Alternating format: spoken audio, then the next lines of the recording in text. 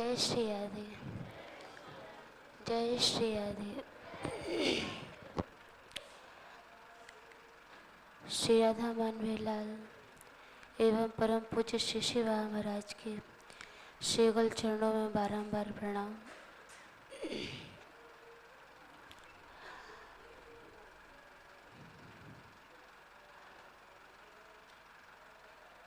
भगवान के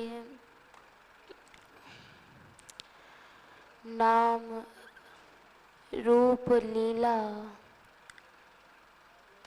गुण, जन, धाम और धामी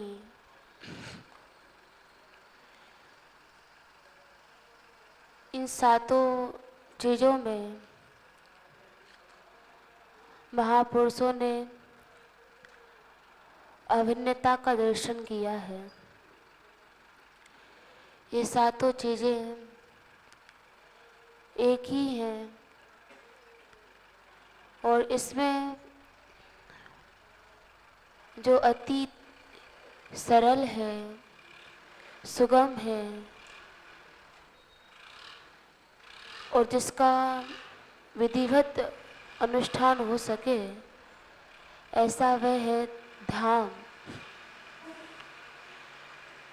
क्योंकि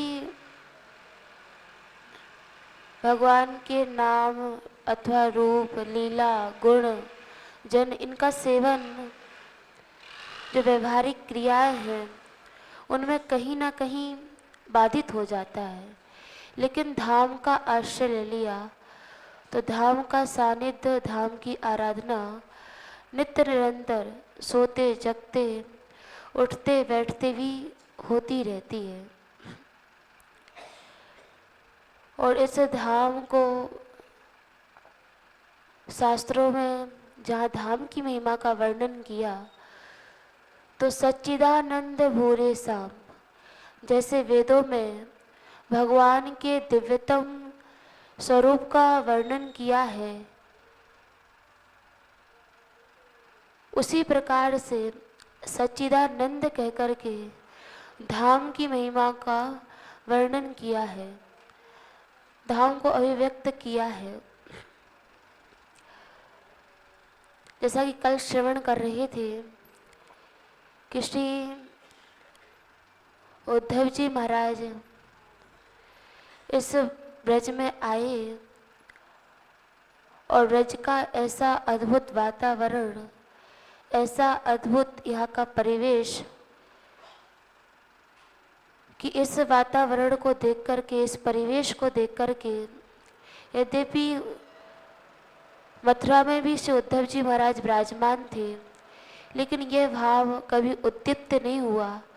लेकिन यहाँ जैसे ही ब्रजवासियों के मध्य आए, मथुरा से गोकुल में आए और यहाँ उन्होंने ब्रजवासियों के द्वारा, गोपियों के द्वारा तत्त लीलाओं का दर्शन किया, लीला स्थलियों का दर्शन किया कि सरिच्छेल वनोद्देशा गावो वेणु रवा इमे शंकर सेन सहायेन कृष्णे नाचारिता प्रभु। एक एक लीला स्थली का जा जाकर के गोपियों ने दर्शन कराया और उस स्थली से संबंधित जो लीला थी उसका भी महात्म का श्रवण कराया। श्री उद्धव जी महाराज उन सभी लीला स्थलियों को प्रणाम करते हैं, वंदन करते हैं और बोले पुनः पुनः स्मरयांति नंद गोप सुतम बत। और उन सभी लीलाओं का दर्शन करके श्री उद्धव जी महाराज के अंदर उन सभी लीलाओं की स्फूर्ति होने लगी, वह भाव उद्दीप्त होने लगा उन लीला स्थलियों का दर्शन करने मात्र से। इसलिए कहा कि जितने भी यहाँ के वन हैं, पर्वत हैं, नदियाँ हैं, दिव्य जो वन है, लता है, वृक्ष है, इनको भाव की उद्दीपन सामग्री कहा गया, अर्थात ये भाव का उद्दीपन करने वाली है। सरित नव द्रोणी वीक्षण कुस्मितान द्रुमान कृष्णम संस्मार्यन रेमे हरिदासो ब्रजो किसाम। हरिदासो अर्थात श्री उद्धव जी महाराज सरित अर्थात यहाँ के जो सुंदर सरोवर हैं, नदी है, श्री यमुना जी हैं, इन सब का दर्शन किया और उसमें स्नान किया है। गिरि अर्थात जो यहाँ के दिव्य पर्वत हैं, पर्वतमालाएं हैं, उनका भी दर्शन किया। कुस्मितान द्रुमान, और जो सुंदर यहाँ की पुष्प हैं, उन सुंदर पुष्पों का, कुसुम के पुष्प हैं, चमेली के पुष्प हैं, इन सभी पुष्पों का दर्शन किया। और फिर इन सभी का जो उद्दीपन सामग्री है, भाव का उद्दीपन जो करती है, इन सभी का दर्शन जब उद्धव जी महाराज ने किया तो श्री उद्धव जी महाराज ने वह कृष्ण भाव, वह कृष्ण प्रेम जागृत हुआ और श्री उद्धव जी महाराज यह कामना करने लगे, यह वांछा करने लगे और बोले, एतः परम तनुभृतो भुवि गोप वध्वो गोविंद एव निखिलात्मनि रूढ़ भाव वांछन्ति यद भवभियो मुनियो वयं च किम जन्म ब्रह्म अनंत कथा रसस्य। श्री उद्धव जी महाराज जब आए, मथुरा में विराजमान थे, तब तो यही विचार कर रहे थे कि वहाँ जाएंगे, कैसे समय यापन करेंगे, कैसे रहेंगे वहाँ पर। लेकिन जैसा कि प्रबोधन सरस्वती पाद जी ने कहा है कि यत्र प्रविष्टो सकलोपि जंतुन स्वानंद सच्चित घनताम उपैति। ये जो दिव्य धाम है, ब्रज धाम है, यत्र प्रविष्टो सकलोपि जंतुन, कोई अति प्राकृत भावों से भी युक्त है, लेकिन इस धाम का आश्रय ले लिया तो वह धाम उसके जो प्राकृत भाव है उनको विनष्ट कर देता है। वो स्वानंद सच्चित घनताम उपैति, वो उसके मन वाणी को अत्यंत पवित्र कर देता है। ऐसी धाम की यह भूमि है। तो जैसी उन उद्दीपन सामग्रियों का दर्शन किया है श्री उद्धव जी महाराज ने, तो वे भी कहने लगे कि एता परम तनुभृतो भुवि गोप वध्वा। यहाँ पर जितनी भी ये ब्रज गोपी जन है, ब्रजवासी जन है, इनका भी जीवन जन्म सफल है, इनका ही देह धारण करना अत्यंत सफल है। क्यों?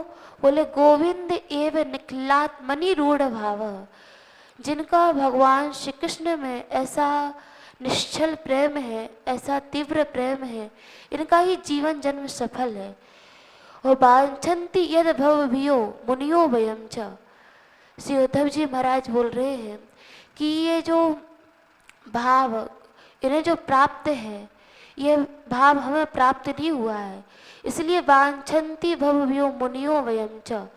मुनिया शब्द का प्रयोग किया, बहुवचन अर्थात जो बड़े बड़े मुनि जन हैं वे भी इस भाव की वांछा करते हैं। वांछन्ति अर्थात उन्हें अभी तक मिला नहीं है, इसलिए वे इस भाव की वांछा कर रहे हैं। और बोले यदि इस भाव, ये जो ब्रजवासियों को भाव प्राप्त है, गोपियों को भाव प्राप्त है, और यदि ये भाव प्राप्त नहीं हुआ तो किम ब्रह्म जन्म अनंत कथा रसस्य। और यदि ब्रह्मा का जन्म भी मिल गया तो उससे क्या प्रयोजन, उससे क्या फायदा, उससे कोई मतलब नहीं है। तो यह भाव श्री उद्धव जी महाराज के अंदर कैसे उद्दीप्त हुआ?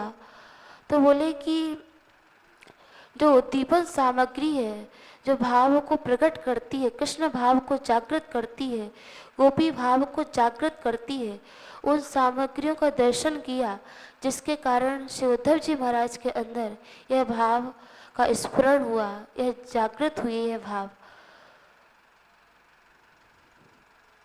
यहाँ तक कि ब्रज के भक्तमाल जी में पूज्य श्री बड़े बाबा महाराज का चरित्र प्राप्त होता है कि यत्र प्रविष्टो सकलोपि जंतुन, कोई भी कैसा भी प्राणी आ जाए, केवल धाम का वास प्राप्त हो जाए तो जितने भी प्राकृत भाव हैं वे सभी विनष्ट हो जाते हैं। तो पूज्य श्री बड़े बाबा महाराज जब ब्रज में आए हैं तो कोई ऐसा भाव नहीं था कि ब्रज में ही रुकना है। पढ़ते थे तो छुट्टियों के समय पर यहाँ पर आए, ब्रज में आए और जैसे ही यहाँ ब्रज में आए और ब्रज में आकर के ऐसा दिव्य माधुर्य, ऐसा ब्रज का अद्भुत वैभव का दर्शन किया, तो उस वैभव का दर्शन करके और यहीं पर ठहर गए और लगभग 100 वर्ष तक उन्होंने यहाँ पर आराधना की है। तो लोगों ने पूछा उनसे कि आप इतनी अल्प अवस्था में ही आ गए थे, बड़ी अल्प अवस्था में यहाँ पर आ गए, तो आपको अपने माता की, पिताजी की याद नहीं आई? तो बोले कि यहाँ पर जैसे ही अब आए तो ऐसा अद्भुत धाम का वातावरण और पूज्य श्री पंडित बाबा महाराज का यहाँ पर हमें आश्रय प्राप्त हो गया था, उनका वात्सल्य प्राप्त हो गया था कि जिसके कारण हमें पुनः अपने माता पिता की याद नहीं आई और यहीं पर उन्होंने निवास किया। तो ऐसा यह दिव्य धाम का वातावरण है, ऐसा दिव्य धाम का परिवेश है जो यह विवश कर देता है। जो व्यक्ति कुछ जानता नहीं है, कौन भगवान है, कौन कृष्ण है, कौन श्री जी है, लेकिन यहाँ आते ही उस भाव से, कृष्ण भाव से, श्री राधा रानी के भाव से भावित हो जाता है, उस रंग में डूब जाता है। ये धाम के वातावरण का प्रभाव है, यहाँ का परिवेश का प्रभाव है, जिसके कारण यह भाव उद्दीप्त होते हैं, यह भाव जागृत होते हैं। इसलिए ऐसा महापुरुषों ने अनुभव किया है कि जितने भी वन हैं, पर्वत हैं और ये दिव्य यहाँ के वन है, वृक्षावली है, इन सब की रक्षा करना ऐसा लगता है कि बहुत बड़ा उत्तरदायित्व है, क्योंकि यही जो दिव्य यहाँ की वन लता, सरोवर, कुंड आदि है, यही उस भाव को जागृत करते हैं, उसी भाव को उद्दीप्त करते हैं। और यह नियम केवल साधक जगत पर ही नहीं, अब तो भगवान पर भी लागू होता है। जब राजपंचाध्याय का दर्शन करते हैं, उसका अध्ययन करते हैं, तो प्रथम में ही सुखदेव जी महाराज ने कहा कि भगवान अपि ता रात्रि शरदोत्फुल्ल मन्निका वीक्षरन्तु मनश्चक्रे योग मायाम उपासितः। भगवान अपि ता रात्रि, भगवान के मन में रास क्रीड़ा करने की भावना कैसे आई? तो वहाँ पर आचार्यों ने भाव दिया कि भगवान अपि ता रात्रि, और वीक्ष शब्द का अन्वय किया गया। बोले हर शब्द के बाद वीक्ष शब्द का प्रयोग किया।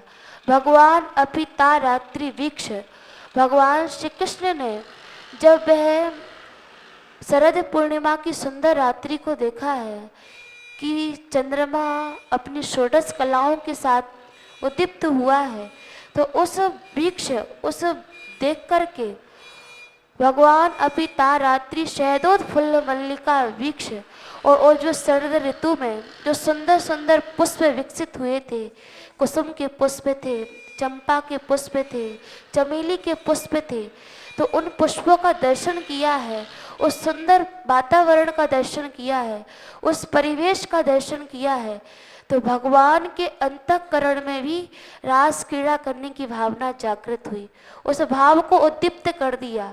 और फिर श्री ठाकुर जी ने वेणु वादन किया है, और वेणु वादन करने के पश्चात फिर रास क्रीड़ा वहाँ प्रारंभ हुई। तो ये ऐसी भूमि है जो भगवान के अंतःकरण में भी, तो वहाँ पर आचार्यों ने वर्णन किया कि ये भाव कैसे जागृत हुआ।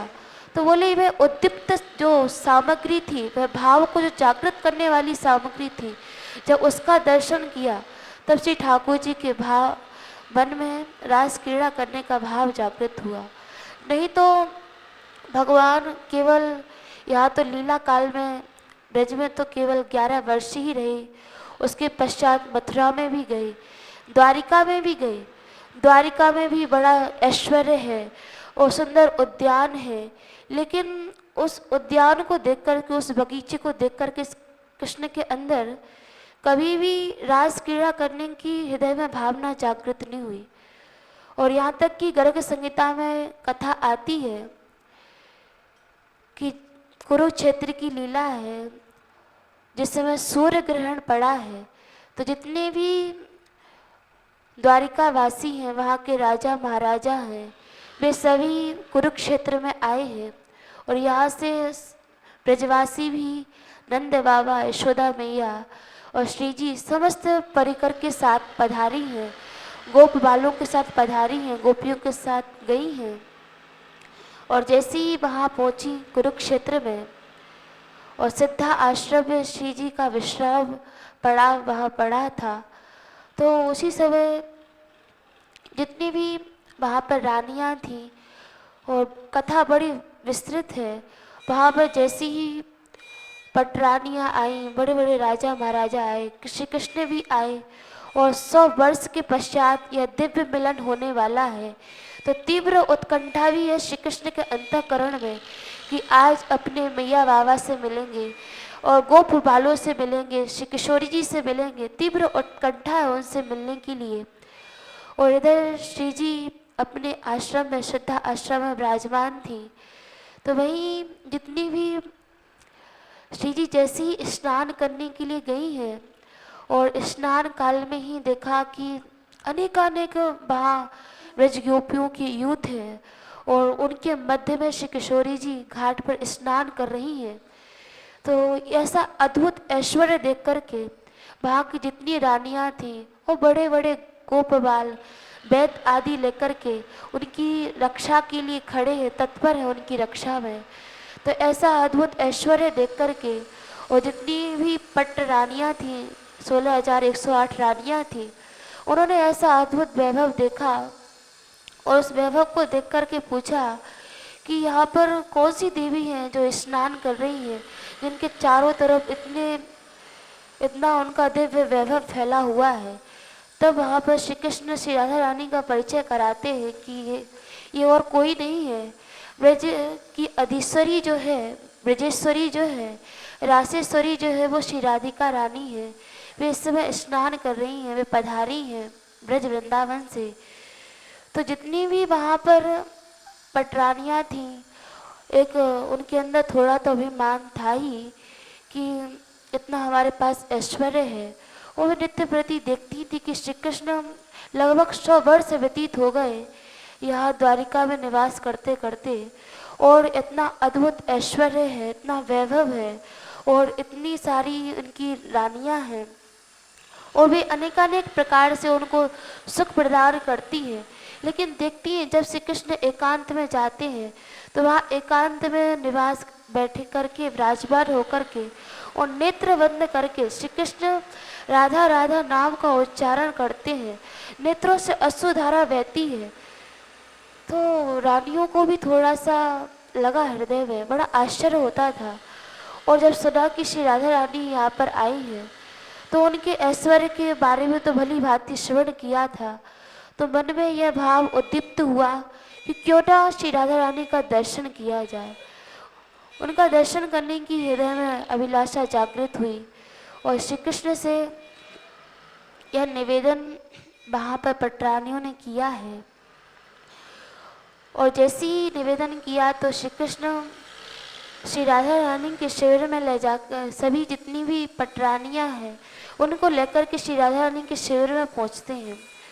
और इतना विशाल तंबू था और इतना अद्भुत वैभव श्री राधा रानी का वहाँ प्रकट हुआ है कि उस वैभव को देख कर के जो सत्यभामा जी थे, जिनको जो सामंतक मणि थी, जो नित्य प्रति अपार धन को देती थी और जिसके कारण सत्यभामा जी को बड़ा अभिमान था, अपने रूप का भी अभिमान था, अपने धन का भी अभिमान था, तो बड़ा अभिमान था उनको। और जैसे ही उन्होंने श्री राधा रानी के दिव्य वैभव का दर्शन किया है तो जितना भी वह अभिमान था वह विगलित हो गया, वह गलित हो गया। और जैसे ही उस तंबू में, उस शिविर में प्रवेश किया है तो सैकड़ों वहाँ पर विजांगनाएं हैं, गोपियाँ हैं, जिनके रूप लावण्य ऐसा अद्भुत रूप लावण्य है कि उन रूप लावण्य को देख कर के वे सभी पटरानियाँ आश्चर्यचकित हो गईं कि इतना अद्भुत रूप लावण्य, जितना सुना था उससे कहीं अधिक रूप लावण्य इन ब्रज गोपियों में है। तो वे सभी पूछती हैं कि इन सभी में श्री राधिका रानी कौन है, राधा रानी कौन है। और एक एक जाकर गोपियों से पूछती क्या तुम ही श्री राधा रानी हो। तो वे सभी कहती हैं नहीं, हम राधा रानी नहीं है, हम तो उनकी चरण सेविका है, हम उनकी दासी है। सूरदास जी महाराज ने भी इस लीला का वर्णन किया है कि इनमें को विश्वभान दुलारी, कि इनमें श्री राधा रानी कौन है, विश्वभान दुलारी कौन है, क्योंकि सबकी ऐसी अद्भुत रूप कांति थी, ऐसा अद्भुत लावण्य था कि उसको देख कर के सभी जितनी भी वहाँ पर पटरानियाँ थी वे अत्यधिक प्रभावित हो गई। और फिर श्री कृष्ण श्री राधा रानी के पास ले जाकर सभी जितनी पटरानियाँ थी उनको ले जाते हैं और देखते हैं कि श्री राधा रानी एक बड़ा सुंदर सिंहासन है और जिसमें अनेकानेक मणियाँ खचित हैं, अनेकानेक चिंतामणियाँ, अनेकानेक सामंतक मणि, अनेकानेक मणियाँ जिसमें दैदीप्यमान हो रही हैं। अद्भुत ऐश्वर्य है, श्री राधा रानी का अद्भुत रूप माधुर्य है। उसका जैसे ही दर्शन किया तो जितना भी उनका अभिमान था वह विगलित हो गया और श्री राधा रानी ने बड़े स्नेह से, बड़े प्रेम से वहाँ सभी का आदर किया है, सम्मान किया है और वहाँ कुछ व्यवहारिकतापूर्ण वार्तालाप हुई। श्री कृष्ण का भी बड़ा सम्मान किया और उसके पश्चात सभी जितनी भी वहाँ पर पटरानियाँ थीं, पट्ट महेशियाँ थीं, उन सभी ने श्री से प्रार्थना की, श्री कृष्ण से प्रार्थना की कि हमने आपकी रास क्रीड़ा के बारे में बड़ा श्रवण किया है कि जो वृंदावन में रास हुआ था वह अद्भुत था, वह अद्भुत अनुपम था और यहाँ पर श्री राधा रानी भी विराजमान है, श्री कृष्ण भी विराजमान है और जितनी भी ब्रज गोपियाँ हैं, ब्रज गोपियों की यूथ है, संपूर्ण ब्रज गोपियों की यूथ भी विराजमान है। तो वह रास क्रीड़ा का हम दर्शन करना चाहती हैं। तो जैसी रास क्रीड़ा की वहाँ पर अभिलाषा प्रकट की उन देवियों ने, तो वहाँ पर पहले तो श्री जी ने कहा कि जो वहाँ रास हुआ था वह सब यहाँ प्रकट नहीं हो सकता है कि वहाँ, क्योंकि यहाँ पर वह उद्दीपन सामग्री नहीं है और वहाँ पर उन सभी ने रास किया है। और जैसे ही वहाँ पर रास हुआ और रास के पश्चात जितनी भी पट्ट महिषियाँ थी वे बड़ी ही उस रास की महिमा का वर्णन करने लगी कि इतना अद्भुत रास हुआ, ऐसा लगता है कि ऐसा रास तो वृंदावन में भी नहीं हुआ होगा। तब श्री राधा रानी वहाँ पर कहती हैं कि प्रिया सोयम कृष्णम सहचरी कुरुक्षेत्र मिलितः तथा अहम स राधा तदिदम उभयो संगम सुखम।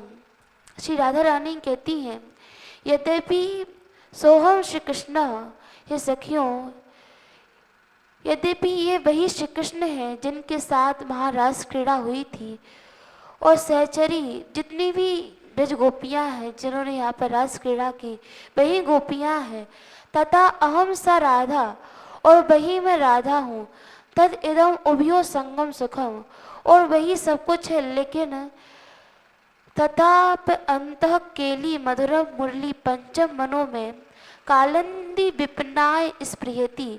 श्री राधा रानी कहती हैं कि मेरे मन को तो वही सुख प्राप्त होता है और जो रास क्रीड़ा का जो दिव्य भाव है जो वहाँ पर प्रकट हुआ था वह तो केवल श्री वृंदावन धाम में, श्री ब्रज धाम में ही प्रकट हो सकता है, वह कहीं भी संभव नहीं है क्योंकि वह उद्दीपन सामग्री नहीं है।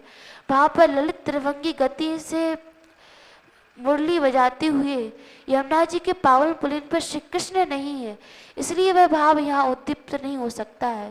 तो कहने का आशय यह है कि जो दिव्य भाव है, कृष्ण भाव है, वह दिव्य भाव तो केवल ब्रज धाम में ही प्रकट होता है। और ये जितनी भी नदी है यहाँ पर, यमुना जी हैं, सुंदर पुष्प हैं, सुंदर यहाँ की लताएं हैं, वृक्ष हैं, ये सभी जो है ये उद्दीपन सामग्री महापुरुषों ने की है, बताई है कि वह जो भाव है ये उद्दीपन सामग्री जो दिव्य कृष्ण भाव है उसको उद्दीपन करने वाली है। इसलिए श्री जीव गोस्वामी जी महाराज ने कहा था कि अनाराध्य राधा पदाम्भोज रेणु अनाश्रित वृंदा टवित पदांकम असंभास तदभाव गंभीर चित्तान कुतः श्याम सिंदूर सस्यावगाह। कोई बिना धाम के आराधन के, कोई बिना धाम के आश्रय के बिना, कोई इस कुतः श्याम सिंधु में श्री राधा सिंधु में अवगाहन करना चाहे तो कुतः श्याम सिंधु वे सर्वथा असंभव है। इसे कहने का आश्रय यही है कि इस धाम के आश्रय से ही वे जो दिव्य भाव है वे प्रकट होते हैं। और श्री उद्धव जी महाराज ने जब उस दिव्य भाव का दर्शन किया है, दिव्य व्रज यात्रा की है गोपियों के अनुगत्य में, तो उस गोपियों के अनुगत्य में जब व्रज यात्रा की तो दिव्य इन सभी वातावरण का दर्शन करके, दिव्य परिवेश का दर्शन करके तब तो उनके हृदय में भी दिव्य भाव जागृत हुए। तो महापुरुषों ने जो व्रज यात्रा का क्रम रखा है वे इसलिए रखा क्योंकि जो कृष्ण भाव है, वे गोपी भाव है, ये दिव्य भाव इन्हीं से प्रकट होते हैं, व्रज यात्रा से प्रकट होते हैं, उद्दीप्त होते हैं। और ऐसा महापुरुषों ने चिंतन किया है कि किसी भी साधन के लिए, किसी भी साधन का अनुष्ठान किया जाए तो साधन के लिए महापुरुषों ने कहा कि सातु दीर्घ काला निरंतरा सत्कार सेविते दृढ़ भूमि। किसी भी साधन का अनुष्ठान कर रहे हैं तो बोले सातु दीर्घ काल, उसमें दीर्घ काल की अपेक्षा होती है। दीर्घ काल की अपेक्षा का तात्पर्य कि जो अनादि काल के जो चित्त पर बड़ी मोटी जो परत पड़ गई है संस्कारों की, तो उस संस्कारों को निवृत्त करने के लिए, क्योंकि अनादिकाल की ये संस्कार है तो उतनी ही समय की अपेक्षा है, उतनी ही साधन की अपेक्षा है। और सातु दीर्घ काल की अपेक्षा इसलिए नहीं क्योंकि हम अपने प्रमाद को प्रोत्साहन करें कि प्रमाद में पड़ जाए कि अरे दीर्घ काल प्राप्त हुआ है अब थोड़ा थोड़ा साधन करते रहेंगे। बोले नहीं, जहाँ उत्तम भक्त के लक्षण का चिंतन किया तो उत्तम भक्त के लक्षण में कहा कि आशा वंदा समुत्कंठ नाम गाने सदा रुचि। जहाँ उत्तम भक्त के लक्षण का चिंतन किया तो बोले कि अति दीर्घकाली व्यतीत हो जाए लेकिन साधन करते करते आशा वंदा समुत्कंठ, वह भक्त सदा आशान्वित होता है। वह दिव्य भावों से हर समय दिव्य भाव उसके हृदय में स्फुरित होते रहते हैं। वह निराशावादिता उसके अंतःकरण में नहीं होती है। वह सदा अनेकानेक दिव्य भावों से युक्त होता है। तो आशा वंदा समुत्कंठ नाम गाने सदा रुचि, ऐसी आशा उसके अंदर होती है। वह सदा आशान्वित होता है, वह निराशावादिता नहीं होता है और उसे अपने आराध्य पर, अपने इष्ट पर पूर्ण विश्वास होता है। उसकी कृपा पर, उसके वात्सल्य पर पूर्ण विश्वास होता है। उसके जो गुरु के द्वारा प्रदत्त जो प्रणाली है, गुरु के द्वारा जो प्रदत्त मंत्र है, उसमें पूर्ण विश्वास होता है। मंत्र जाप मम दृढ़ विश्वासा। श्री गोसाई जी महाराज ने भी कहा कि मंत्र जो गुरु जी के द्वारा, गुरुदेव के द्वारा जो मंत्र दिया जाता उसमें पूर्ण विश्वास हो, पूर्ण विश्वास के पूर्वक उस मंत्र का जाप किया जाए तभी फल मिलता है। और अपने आराध्य पर पूर्ण विश्वास हो कि रक्षिष्यतीति गोविंदः। भक्त के लक्षण में, शरणागत भक्त के लक्षण में यह बिंदु चिंतन किया गया कि रक्षिष्यतीति गोविंदा, हम भगवान के शरणागत हुए हैं, शरणापन्न हुए हैं तो वह अवश्य एक न एक दिन अनुग्रह करेंगे, कृपा करेंगे, ऐसा विश्वास होना चाहिए। आशा बंदा, वह भक्त नित्य निरंतर आशा से युक्त होता है, दिव्य भावों से युक्त होता है। और मंत्र जाप मम दृढ़ विश्वासा। और इस प्रसंग में देखें तो माता शबरी का जो उदाहरण है वह मूर्तिमान स्वरूप है। कैसा अद्भुत उनका अपने गुरु के वाक्यों के प्रति कैसा अद्भुत विश्वास था कि श्री शबरी जी जो कि अति सीमित काल के लिए उन्हें एक महापुरुष का, श्री मतंग ऋषि का अनुगत्य प्राप्त होता है, उनका सानिध्य प्राप्त होता है। और श्री मतंग ऋषि जिस समय जाने लगते हैं तो उस समय केवल एक ही वाक्य कहते हैं कि देखो, जाने लगे तो क्योंकि भील जाति की थी सबरी जी और कोई भी उनको स्वीकार नहीं करना चाहता था और मतंग ऋषि ने भी उनको स्वीकार किया। तो जितने भी वहाँ के ऋषि गण थे उन सभी ने भी अपनी जाति से बहिष्कृत कर दिया कि अरे हम इतने बड़े कर्मकांडी हैं, ब्राह्मण हैं और देखो एक भीलिनी को आश्रय दिया है। तो मतंग ऋषि को भी निकाल दिया आश्रम से और मतंग ऋषि एकांत में कुटिया का आश्रय लेकर के और वहाँ शबरी जी को जिससे में जाने लगे हैं श्री मतंग ऋषि, तब उन्होंने एक ही वाक्य कहा कि देखो तुम यहाँ से कहीं अन्यत्र मत जाना और यहीं पर रहना, यहीं पर श्री रघुनाथ जी आएंगे दर्शन देने के लिए। और श्री शबरी मैया का ऐसा दिव्य भाव, ऐसा गुरु वाक्यों के प्रति अटूट विश्वास कि यहाँ स्वयं श्री रघुनाथ जी आएंगे दर्शन देने के लिए, ऐसा विश्वास हो गया। और उसी यद्यपि उनके समक्ष अनेकानेक ऐसे अवसर थे कि उनके उत्साह को गिराने के लिए, क्योंकि कोई भी वहाँ पर उनका संग देने वाला नहीं था, उनको प्रोत्साहन करने वाला नहीं था, सभी अति नीच दृष्टि से उनको देखते थे।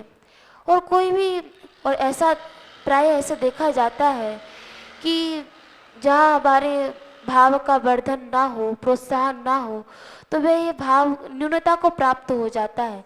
लेकिन शबरी मैया, धन्य शबरी मैया, अद्भुत उनका विलक्षण चरित्र है कि ऐसे उनके समक्ष अनेकानेक ऐसे अवसर आए जहाँ उनको गिराया गया, लेकिन अद्भुत उनका गुरु वाक्यों के प्रति विश्वास था।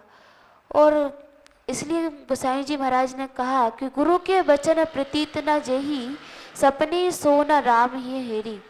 जिसका गुरु के वाक्यों के प्रति विश्वास नहीं है तो सपने सो न राम ही हेरी, कितना भी जब कर ले तब कर ले, विश्वास नहीं है तो भगवत प्राप्ति असंभव ही है। और माता पार्वती का भी ऐसा ही विश्वास था। माता पार्वती जिस समय शिव जी की इस आराधना में संलग्न हुई है, शिव जी को प्राप्त करने के लिए आराधना की है, तो वहाँ पर सप्त ऋषि भी जाते हैं और बार बार जाकर के उनसे निवेदन करते हैं कि ये देवी, आप जिनके लिए आराधना कर रही हैं, शिव जी के लिए आराधना कर रही हैं, उनकी आराधना छोड़ दो, वे कभी आपको प्राप्त नहीं होंगे। और अनेकानेक प्रकार से उनको विलग करने की चेष्टा की, लेकिन ऐसा अटूट विश्वास श्री पार्वती मैया का अपने गुरु श्री देवर्षि नारद जी के वाक्यों के प्रति कि बोले उस समय जिस समय सप्त ऋषि आए हैं तो कहती है कि वहाँ पर कहती हैं पार्वती जी कि आप आए, अच्छा किया कि आप हमें बता रहे हैं कि शिव जी हमें प्राप्त नहीं हो सकते, ठीक है, लेकिन आप कहे सत्य बार महेशु, आप नहीं, स्वयं शंकर जी जिनकी मैं आराधना कर रही हूँ, जो मेरे इष्ट देव हैं, यदि देवी सैकड़ों बार आकर के यहाँ पर करे कि तुम शंकर जी की आराधना छोड़ दो, तो मैं उस आराधना को नहीं छोड़ सकती हूँ, क्योंकि मुझे अपने गुरु के वाक्यों के प्रति अटूट विश्वास है। जो श्री नारद जी ने कहा है कि निश्चित तुम्हें शंकर जी प्राप्त होंगे, उनकी आराधना करनी है, कितना भी परिश्रम करना पड़े, तो मैं उस आराधना में संलग्न हो गई। गुरु के वाक्यों के प्रति ऐसा अटूट विश्वास, तो ऐसा ही एक विश्वास श्री शबरी मैया को था अपने गुरु के वाक्यों के प्रति। उस वाक्यों को ले गई और उस समय अनेकानेक ऐसे, लेकिन उनका हर समय उत्साह का वर्धन होता रहा, जो कि कहा उत्साहात निश्चयात धैर्यात तत्त कर्म प्रवर्तनात्। श्री जीव गोस्वामी जी ने भक्ति रसामृत सिंधु में कहा है कि उत्साहात निश्चयात धैर्यात, जितनी भी भक्ति की कोई भी अनुष्ठान है, उन अनुष्ठान का हम संपादन तो कर रहे हैं, लेकिन उस अनुष्ठान के संपादन में उत्साहात निश्चयात धैर्यात सबसे पहला लक्षण है कि उसमें उत्साह होना चाहिए। जो भी अनुष्ठान कर रहे हैं एक उत्साह होना चाहिए, एक प्रसन्नता होनी चाहिए, तब उसका अनुष्ठान किया जाए। तो नित्य प्रति शबरी मैया वहाँ पर विराजमान होकर के और अपने गुरु के यहाँ पर श्री रघुनाथ जी स्वयं मुझे अपनी कुटिया पर दर्शन देने के लिए आएंगे, तो नित्य प्रति उसी भाव से, नित्य प्रति उसी उत्साह से जगती हैं प्रातः काल और सुंदर मार्ग को झाड़ती हैं, बुहारती हैं और सुंदर पुष्पों का चयन करके लाती हैं और पुष्पों को उस मार्ग में बिछाती हैं, क्योंकि ये नहीं पता कि श्री रघुनाथ जी किस दिन आएंगे। गुरुदेव ने कहा था यहाँ पर आएंगे, तो उस वाक्य को श्रवण करके ही इतनी प्रसन्नता हुई कि ये पूछना तो भूल ही गई कि गुरुदेव किस दिन पधारेंगे श्री रघुनाथ जी। यह पूछना भूल गए और नित्य प्रति उसी उत्साह से, और ऐसा अद्भुत उनके अंदर दैन्य कि अधम ते अधम अधम अति नारी तिने में मति मंद अगारी। अति विलक्षण भाव होते हैं भक्तों के। ऐसा अद्भुत दैन्य श्री शबरी मैया का कि नित्य प्रति जितने भी वहाँ पर महात्मा जन विराजमान थे, वैष्णव जन विराजमान थे, नित्य प्रति उनकी यहाँ पर जाकर के बुहारी करती हैं रात्रि को। लेकिन अधम ते अधम अधम अति नारी, मैं अत्यंत अधम हूँ, नीच हूँ, कहीं उनके समक्ष नहीं आती है।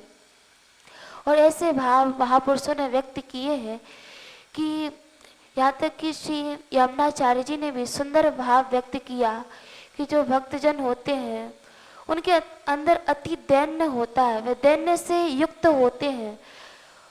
उन्होंने कहा कि न तदस्ति गृहीत कर्मा सहस्त्रो यन्न विधायितम।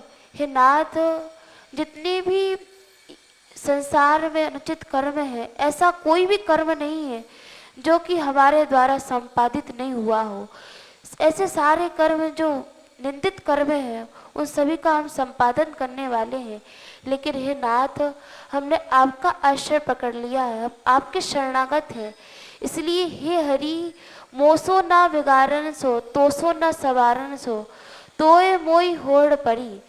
हमें पता है कि हम अत्यंत निंदित कर्म करने वाले हैं, लेकिन जैसा कि हमने ऐसा लगता है कि हे हरि मोसो ना विगारन सो, हमने तो अनंतानंत जनों में अपनी बिगाड़ने की सोची है, लेकिन हे हरि तोसो ना सवारन सो, आप जैसा संवारने वाला भी कोई नहीं है, आप जैसा बनाने वाला भी कोई अन्यत्र दिखाई नहीं देता है। तो श्री यमुनाचार्य जी भाव देते हैं कि नाथ तया विलब्धम पात्रम इदानीम। हे नाथ, कोई ना कोई किसी के अंदर गुण होता है, तब जाकर के कोई किसी को अपनाता है। तो आप के शरणागत हम हुए हैं, तो आप हमारे किसी गुण की अपेक्षा मत करना। हमारा सबसे बड़ा यही गुण है कि हम इतने निर्जलता पे रीज किशोरी, श्री किशोरी अली जी ने भी यह भाव दिया है कि हमारी इसी निर्लज्जता पे आप रीझ जाइए कि हम इतने पाप कर्मों को करके आए हैं, फिर भी हमारी हिम्मत तो देखिए कि हम आपके शरणागत हो गए हैं, हम आपकी शरण में आ गए हैं। इसी निर्लज्जता पे आप हमारी रीझ जाइए।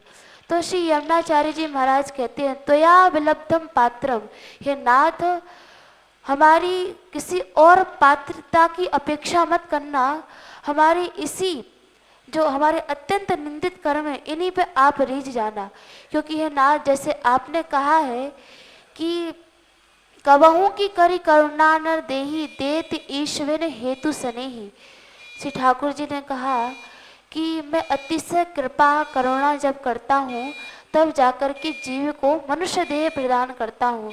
तो हे नाथ, जैसे कि आप कह रहे हैं कि मैं यह सुंदर अवसर जीव को प्रदान करता हूँ, तो उसी प्रकार से हे नाथ, हम भी यही कहते हैं कि त्वया विलब्धम पात्रम। हे नाथ, ऐसा सुंदर अवसर बार बार प्राप्त होने वाला नहीं है।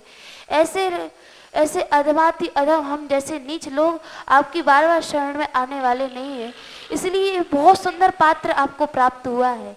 जैसा कि श्री नाभा गोस्वामी जी महाराज ने भी श्रीमद् भक्तमाल जी का जिस समय गायन किया है, तो उससे प्रथम एक बड़ा सुंदर पद की रचना की।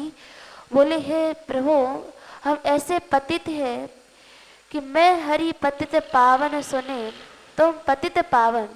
श्री गोस्वामी तुलसीदास जी महाराज ने भी कहा कि हे भगवान, हम यद्यपि अत्यधिक पतित हैं, लेकिन आप पतित पावन हैं, पतितोद्धारक हैं, दो बानिक बने। और इसी भाव को श्री नाभा गोस्वामी जी महाराज कहते हैं कि मैं पतित तुम पतित पावन दो बानिक बने, पतित पावन है विरध तिहारो। हे नाथ, आपका यह विरध है, आपका यह प्रण है, पतित पावन है। जो पतित लोग हैं, जो आपके शरणागत हुए हैं, आप उनका उद्धार करते हैं। तो को टाक दो टाक पुसेरा, बड़ी बड़ाई शेर, पतितन में विख्यात पतित हो जो पाषाणिन में मेर। श्री नाभा गोस्वामी जी महाराज कहते हैं कि हे नाथ, कोई 100 ग्राम का पतित होगा, कोई 200 ग्राम का पतित होगा, लेकिन पतितन में विख्यात पतित हूँ। हे नाथ, इन सभी पतितों में अत्यधिक पतित मैं हूँ, विख्यात पापी हूँ। और इतना पापी हूँ कि आप यह विचार करने लग जाए कि इतना समय व्यतीत हो गया, इतने युग व्यतीत हो गए और आपने अनेकानेक पतितों का उद्धार किया है, उनको पावन किया है। तो सतयुग त्रेता के गति आपी, आपने सतयुग के त्रेता के इन सभी पतितों को उद्धार किया है, लेकिन उन्हें हमें बहुत अंतर है, हम कलयुग के पापी। हे नाथ, उनमें और हम में तो बहुत अंतर है, बहुत बड़ा अंतर है। हम विशेष रूप से कलयुग के पापी आए हैं, विशेष रूप से कलयुग के पापी हैं, जो कि कलिकाल के जो जीव हैं, बोले कि मुकुर उनका जो मन है वह सदैव पाप पयोनिधि जन्मन मीना। श्री गोसाई जी महाराज ने कहा कि जो कलयुग के जीव हैं उनका तो समझो मन है वह पाप पयोनिधि जन्मन मीना। जैसे कि मछली जल के बिना नहीं रह सकती है, उसी प्रकार पाप कर्म के बिना ये कलयुग के जीव नहीं रह सकते हैं। तो ये नाथ, हम कलयुग के पापी, विशेष पापी हैं। तो आप ऐसी कृपा करें कि हम जैसे पतितों का उद्धार करें। और पतित पावन है वरद तिहारो, और हे नाथ, आपका नाम पतित पावन है, आप पतितों का उद्धार करते हैं। तो आपका जो विरद है सोई करो परमान, और आपका जो नाम है इसको प्रमाणित कीजिए, इसको प्रकट कीजिए कि आप पतितों का उद्धार करते हैं। और यदि सोई करो परमान, पाहन नाव पार करो नाभा, के हरि पकड़ो कान।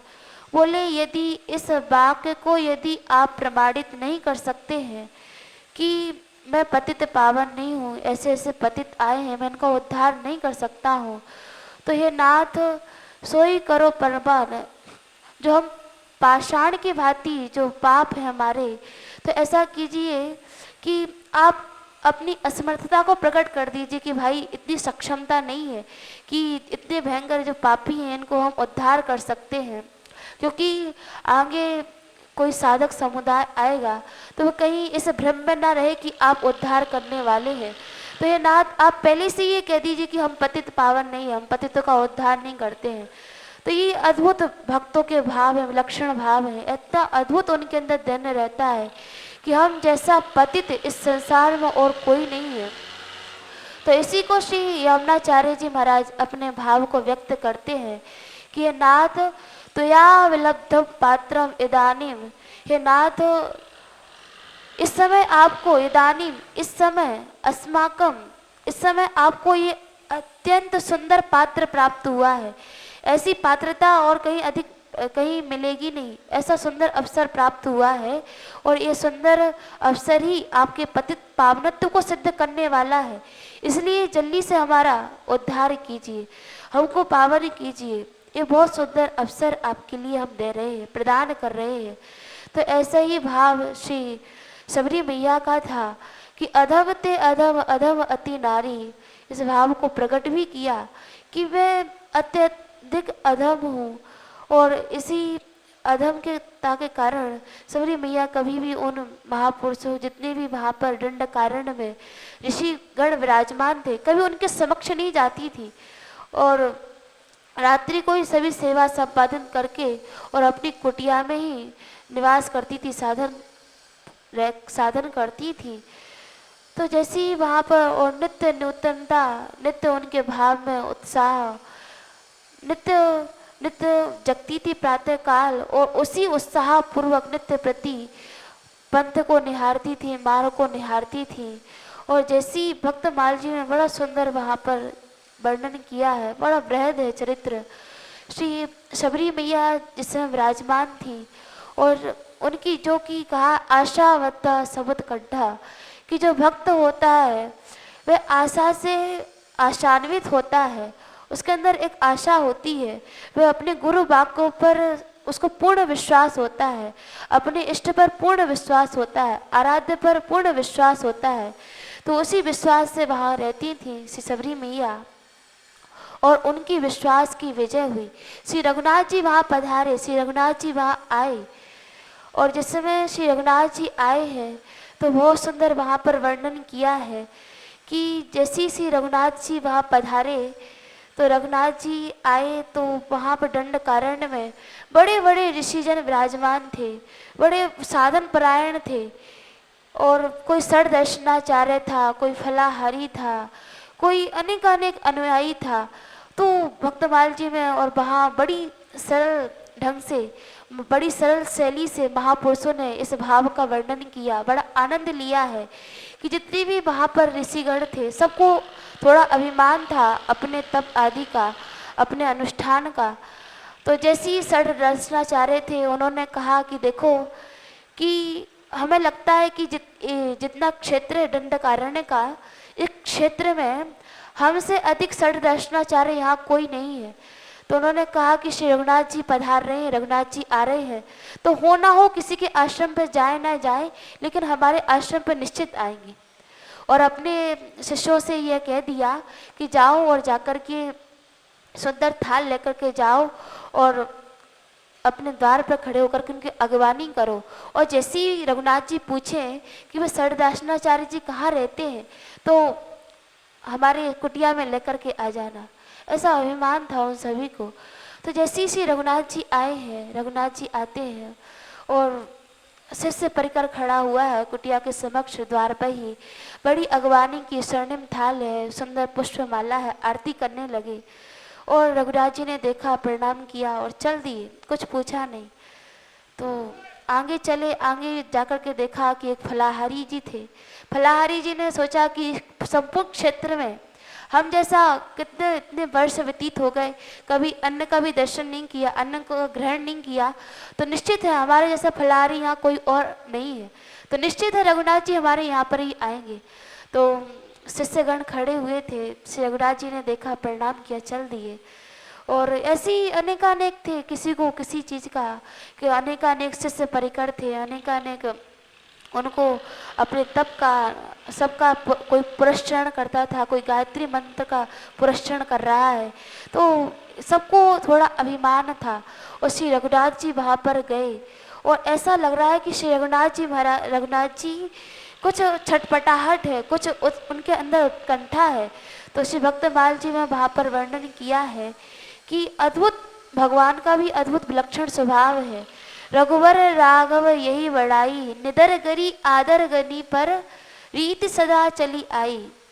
श्री रघुनाथ जी का ये विलक्षण स्वभाव है कि इतना सब सम्मान कर रहे हैं, इतना सब आदर कर रहे हैं, उन पर ध्यान नहीं दिया और एक ही अभिलाषा है, एक ही उत्कंठा है, उन सबका दर्शन करते हैं, उन सबका, लेकिन एक ही उत्कंठा है श्री रघुनाथ जी के नेत्रों में। वृत्त दर्शन निरीक्षया गतः, जैसे भागवत जी में कहा कि जैसे भक्त के अंदर अति उत्कंठा जागृत होती है अपने अपने भगवान के दर्शन करने की, वैसी उत्कंठा, वहाँ तीव्र उत्कंठा श्री रघुनाथ जी के हृदय में जागृत हुई। इतने वर्ष व्यतीत हो गए सबरी मैया को साधन करते करते, और आज भी मैं देख रहा हूँ कि जितनी भी यहाँ पर महात्मा जन विराजमान है, वे कोई आकर के थाली आदि आरती करते हैं। श्री रघुनाथ जी कहते हैं ठीक है, हम आकर के आपसे मिलेंगे, लेकिन इस समय हमको अति तीव्र जो लालसा है, अति जिससे हम मिलना चाहते हैं, उत्कंठित है, वे केवल सबरी मैया के लिए है। आप ऐसी कृपा करें कि बस सबरी मैया की कुटिया बता दीजिए। सबरी मैया इस समय कहाँ विराजमान है, कहाँ निवास करती है, उनसे मिलने की तीव्र उत्कंठा है। तो भक्त, जैसे भक्त के अंदर हरि अखिया हरि दर्शन की प्यासी, देखो चाहत कमल नैन को, निशिदिन रहत उदासी। सूरदास जी महाराज ने इस भाव को व्यक्त किया कि ये अखिया नित्य निरंतर भगवान के दर्शन के लिए अत्यंत उत्कंठित है, लालायित है कि कब जाकर के दर्शन होगा। तो वैसी ही लालसा श्री रघुनाथ जी के नेत्रों में छटपटाहट कि कब जाकर के सबरी मैया का दर्शन करेंगे, और वहाँ जाकर के पूछते हैं। और जैसे ही उन महात्माओं के मध्य से श्री जाते हैं श्री, और ऐसी लालसा श्री रघुनाथ जी के अंतःकरण में हुई। ऐसे दिव्य भाव महापुरुषों के होते हैं कि भगवान भी भक्तों के दर्शन के लिए लालायित हो जाते हैं, उनके हृदय में उत्कंठा जागृत होती है। एक वृंदावन के बड़े विलक्षण महापुरुष हुए हैं श्री शरणानंद जी महाराज। अति विलक्षण उनका भाव था। वे प्रज्ञा चक्षु महात्मा थे, बाह्य चक्षु उनके नहीं थे। तो अद्भुत उनका भाव। नित्य प्रति श्री बिहारी जी के दर्शन के लिए बड़े उत्साह पूर्वक नित्य प्रति श्रृंगार आरती में जाते हैं और नित्य प्रति मंगला आरती में जाते हैं। सभी आरतियों का दर्शन करते हैं जाकर के। प्रज्ञा चक्षु महात्मा थे। तो एक बार किसी ने पूछा, बाबा आपको तो दिखता नहीं है और नित्य प्रति आकर के श्री बिहारी जी के समय से आकर के दर्शन करते हो, क्या कारण है? तो बोले कि बड़ा सुंदर भाव दिया। बोले कि यहाँ पर हम दर्शन करने के लिए नहीं आते हैं, हम तो दर्शन कर नहीं सकते, हम दर्शन देने के लिए यहाँ पर आते हैं। क्योंकि ऐसा होता है कि जो नित्य प्रति जिनका नियम है, नित्य प्रति दर्शन करने के लिए जाते हैं, श्री राधा रानी का दर्शन करने के लिए जाते हैं, मंदिर में जाते हैं, तो श्री राधा रानी भी उनके दर्शन के लिए लालायित हो जाती हैं कि अरे अमुक भक्त था, नित्य प्रति आता था, कि क्या कारण है वह दर्शन करने के लिए नहीं आ रहा है। तो वह इष्ट को भी वह लालसा जागृत हो जाती है कि वह अमुक वैष्णव आता था, वह कहाँ चला गया, उसके दर्शन के लिए उत्कंठित हो जाते हैं। तो शरणानंद जी महाराज बोले कि जब हम नहीं जाते ना तो बिहारी जी थोड़ा सा उत्कंठित हो जाते हैं, वे भी छटपटाहट हो जाती है कि कब अरे वे कहाँ गए। तो इसलिए हम नित्य प्रति हम दर्शन करने के लिए नहीं आते हैं, हम दर्शन देने के लिए आते हैं कि महाराज हम यहाँ से कहीं नहीं गए हैं, आपके वृंदावन धाम में ही पड़े हुए हैं, यही निवास कर रहे हैं, कहीं अन्यत्र नहीं गए हैं। तो हम तो उनको दर्शन देने के लिए गए हैं, दर्शन देने के लिए जाते हैं। और ऐसा रसिकाचार्यों ने अपनी वाणी में कहा है कि श्री भगवत रसिक जी महाराज ने कहा कि चेला काहू के नाही, सखी लड़े ते लाड़ के, रहे महल के माही, दंपति अति अकुलाही, पलक जो परे जो अंतर। ऐसी अद्भुत लालायित हो जाते श्री राधा माधव इष्ट अपने भक्त के दर्शन के लिए कि बोले कि नित्य प्रति ऐसा दिव्य भाव है कि नित्य प्रति एक स्वरूप से तो हम यहाँ विराजमान हैं और एक स्वरूप से नित्य सहचरी स्वरूप से नित्य उनकी सेवा में संलग्न है। तो नित्य सहचरी भाव से जहाँ महल में संलग्न है तो सखी लड़े थे लाड़ के, और वहाँ पर नित्य प्रति वहाँ विराजमान होकर के वहाँ रहे महल के माही, टहल हम करें निरंतर, और निरंतर श्री राधा माधव की वहाँ पर निरंतर परिचर्या करते रहते हैं, उनकी सेवा करते रहते हैं। और पलक जो परे जो अंतर, अनेकानेक महल है और कथनचित श्री राधा माधव की दृष्टि से पलक जो परे जो अंतर, कभी नेत्रों से विलग हो जाते हैं कि वह सखी जो सेवा कर रही थी कभी किसी कार्य में चली गई बाहर, तो श्री दंपति अति अकुलाही, श्री राधा माधव भी उसके दर्शन के लिए अकुला जाते हैं। जैसा कि टुटरी रोगाए ते त्वाम पश्चाताम, गोपी भाग में व्यक्त किया गया कि टुटरी रोगाए ते त्वाम पश्चाताम, एक पलक गिरती है तो एक टुटी का वियोग भी युगों के समान व्यतीत होता है। तो दंपति अति अकुलाई, यहाँ पर भी यही स्थिति होती है श्री राधा माधव की। यदि वह सहचरी थोड़ा सा विलग हो जाती है तो दंपति अति अकुलाई, पलक जो परे जो अंतर, थोड़ा सा भी भिन्न हो जाती हैं, किसी महल में चली जाती हैं तो श्री राधा माधव भी अति अकुला जाते हैं। तो वैसी एक छटपटाहट, वैसी एक व्याकुलता श्री सबरी मैया के दर्शन के लिए श्री रघुनाथ जी की जागृत हुई। और जैसे ही वहाँ श्री रघुनाथ जी जाते हैं दर्शन करने के लिए, मैं सबरी मैया की कुटिया का पता चला कि अमुक स्थान पर कुटिया है, तो जाते हैं श्री रघुनाथ जी और जाकर के, और जैसी सबरी मैया ने सुना कि श्री रघुनाथ जी महाराज यहाँ दंडकारण्य में आए हैं तो बड़ी प्रसन्न हुई।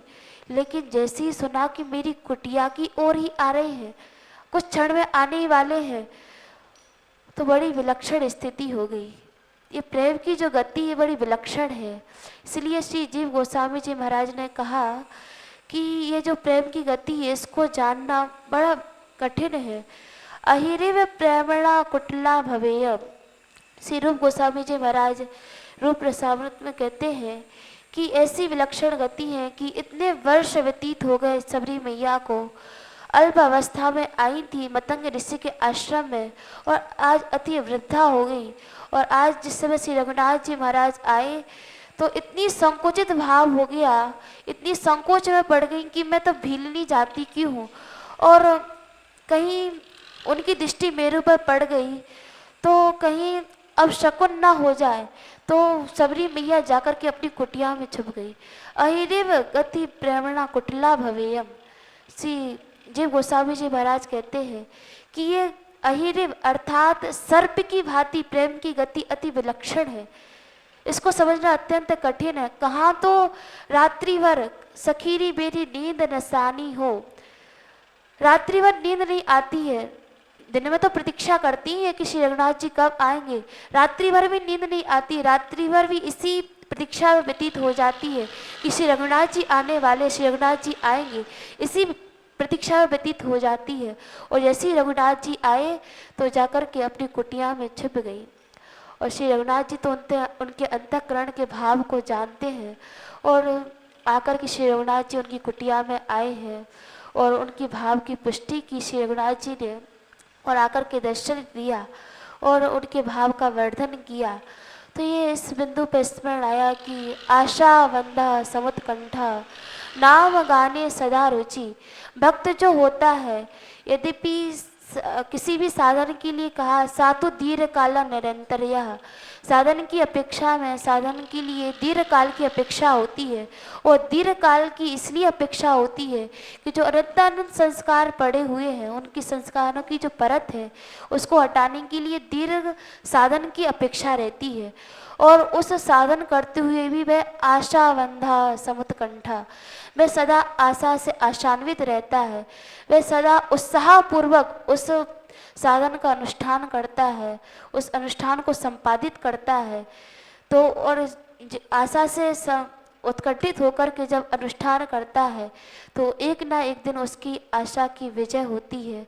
और जैसे सबरी मैया की वह आशा की विजय हुई, तो ऐसी जो भक्तजन होते हैं, वैष्णव जन होते हैं, साधक जन होते हैं, उनके अंदर भी एक ऐसा विश्वास, ऐसा अपने गुरु वाक्यों के प्रति ऐसा अटूट विश्वास और ऐसा विश्वास ही उनके भाव को पूर्ण करता है, पूर्ण होते हैं उनके भाव। तो ऐसा एक विश्वास अपने गुरु वाक्यों के प्रति, अपने आराध्य के प्रति सभी साधुओं को होना चाहिए। जय श्री राधे।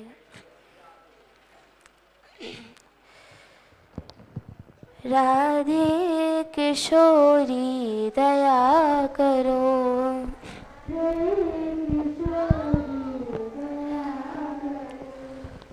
हमें से दीन न कोई जग में,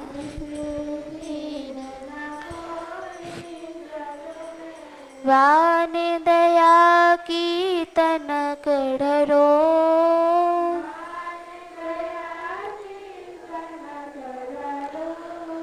सदा ढरी दीनन पे श्यामा,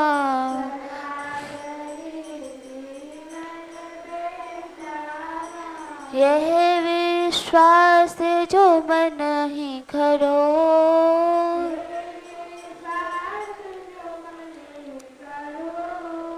विषम विषय विष ज्वाल माल में,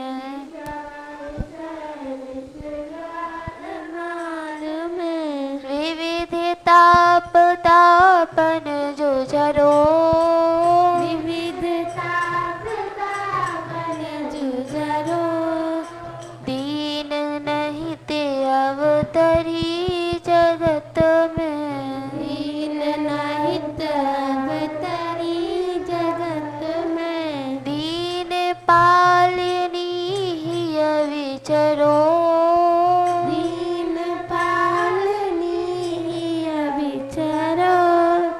दास तुम्हारो आस और की, दास तुम्हारो आस और की, मुख्य गति को झगड़ो,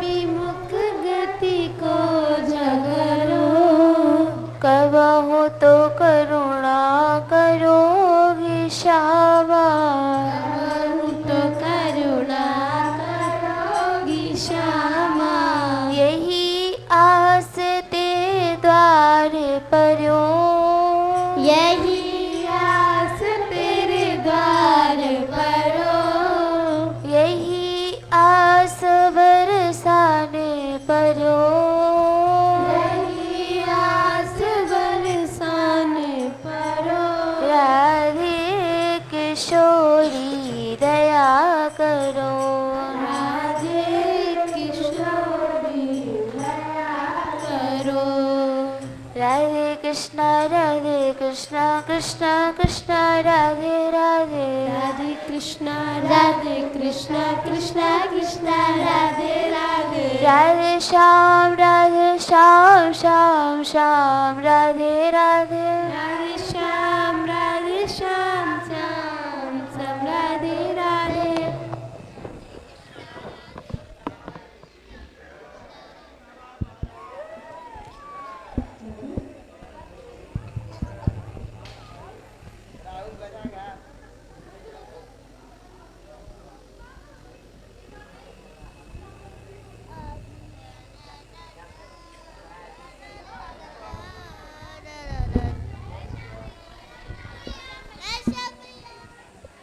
जय श्री राधे।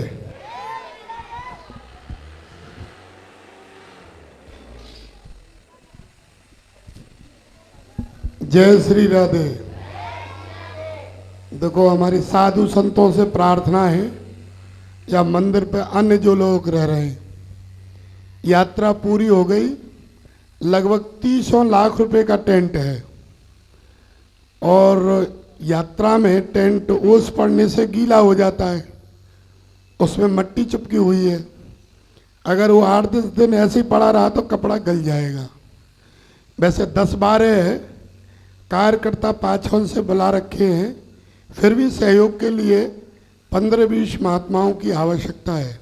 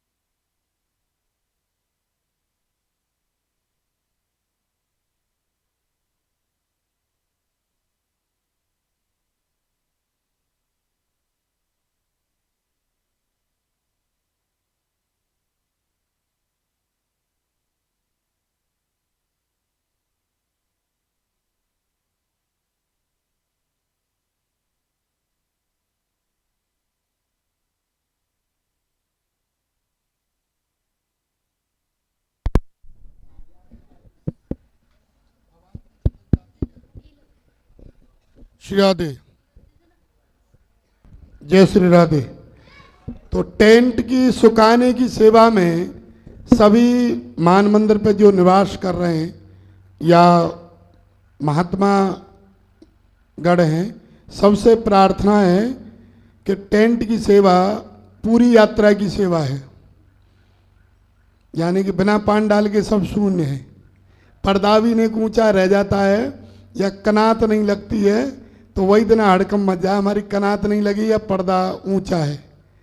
तो हमेशा ये व्यवस्था बनी रहे, उसके लिए प्रतिदिन 2-3 घंटे, और जो सेवा करेंगे उनको रोज गुड़ और दूध की भी सेवा होगी। तो कृपा करके हाथ जोड़ के विनती है, मंदिर पर जो बच्चा है कम उम्र के, गुरुकुल के बड़े बच्चे हैं वो भी जा सकते हैं। जो भी आवाज़ सुन रहा हो, मान मंदिर पर रहने वाले, निवास करने वाले या 2-4-10 दिन को भी रह रहे हैं, वो बहुत बड़ी सेवा है ये टेंट की। और इसको हमेशा से पिछले 30 साल से संत ही करते आए हैं। 2 साल से हम कार्यकर्ता बुला रहे हैं, अन्यथा सब हम लोग मिलकर ही करते थे। राजकुमार जी गिरधारी दोनों हैं वहाँ पीछे गौशाला में। तो आप लोगों से हाथ जोड़ के विनम्र निवेदन है कि आप टेंट की सेवा में अवश्य पहुँचें। Radhe Radhe.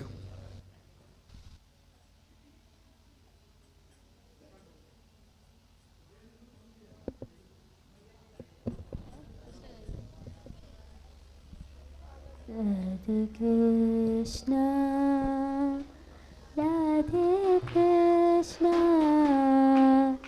Krishna Krishna, Radhe Radhe, Radhe Shama, Radhe Shama, Shama Shama, Radhe Radhe, Radhe Krishna, Radhe Krishna, Krishna Krishna, Radhe Radhe, Radhe Sham, Radhe Sham, Sham Sham, Radhe Radhe, Radhe Krishna, Radhe Krishna, Krishna Krishna, Radhe Sham Sham Sham, Radhe Radhe, Radhe Krishna, Radhe Krishna, Krishna Krishna, Radhe Radhe, Radhe Sham, Radhe Sham, Sham Sham, Radhe Radhe, Radhe Krishna, Krishna Krishna, Radhe Radhe, Radhe Sham, Radhe Sham, Sham Sham, Radhe Radhe, Radhe Krishna, Radhe Krishna, Krishna Krishna, Radhe Radhe, Radhe Sham, Radhe Sham, Sham Sham, Radhe Radhe, Radhe Krishna, Radhe Krishna, Krishna Krishna, Radhe Radhe, Radhe Sham, Radhe Sham, Sham Radhe Radhe, Radhe Krishna, Radhe Krishna, Krishna Krishna, Radhe Sham, Radhe Sham, Sham Sham, Radhe Radhe, Radhe Krishna, Radhe Krishna, Krishna Krishna, Radhe Radhe, Radhe Sham, Radhe Sham, Sham Sham, Radhe Radhe, Radhe Krishna, Radhe Krishna, Krishna Krishna, Radhe Radhe, Radhe Sham, Radhe Sham, Sham Sham, Radhe Radhe, Radhe Krishna, Radhe Krishna.